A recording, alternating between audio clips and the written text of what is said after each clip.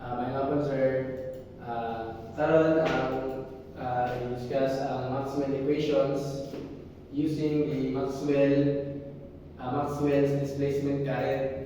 So here's the problem. Consider a parallel plate with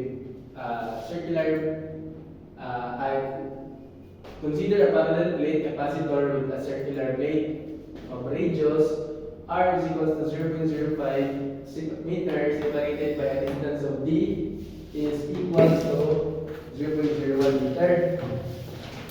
Nato ba sir, nato imagine nun, ang iyahang capacitor daw is circular, tas di ba ano ang capacitor? Circular. Tas ang iyahang ang distance sa nilang duha ay kay 0.01 meter. Tas ang radius, since circular plate mong ka, so ang radius is from here, pointing here, is kay 0.05 meter. So ang putana is calculate the displacement current of electric field between the plates. Use I current through the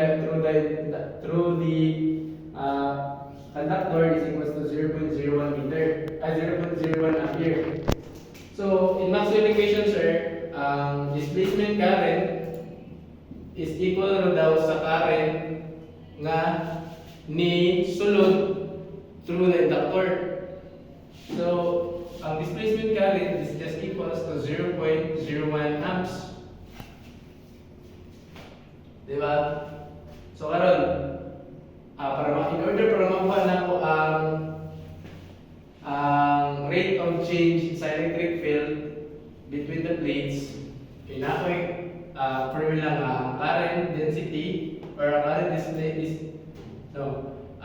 current displacement is equals to the epsilon naught, where epsilon naught is a constant given 8.854 times 10 to the negative 12 farad per meter, or 10 to the negative 9 over 36 pi times nato sa rate of change sa electric field with respect to time times din nato sa area. So as we can see nga natay value ni given nga ang current displacement is 0.01, tas nanapod tay value nga kini constant man epsilon, permittivity minus free space, constant man epsilon naught, tas nanapod tay area. So pwede na ito ma-derive ang formula. So para ma-derive ang formula, ako na lang siya i-divide both sides by epsilon naught times the area, tas epsilon naught times the area. So makancel din, makancel. So ang rate of change sa electric field with respect to time is just equal to the current displacement all over epsilon naught times the area. Oh, pero sir, umatakabalo kung sa area di ay. Paano sa area? Area of a circular plate. Capacitor, di ba? Capacitor kay man, circular plate mo siya. So, circle. So, ang area sa circle is pi r square. Diba? So, pi times ang r, which is ang radius nga 0.05 meter is square nimo. So, equal na siya sa pi 0.05 square.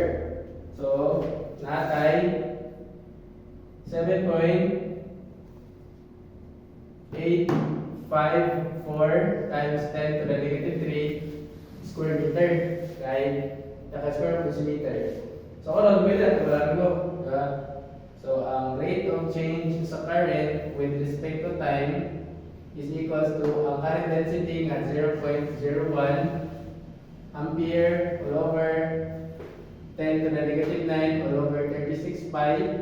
Diba? Kaya pwede mo pwede siya sa permittivity free space 10 to the negative 9 over 36 pi. Pwede mo itong 8.854 times 10 to the negative 12 para per meter. I-times din natin siya sa area, which is 7.854 times 10 to the negative 3 square meter. So, di ba?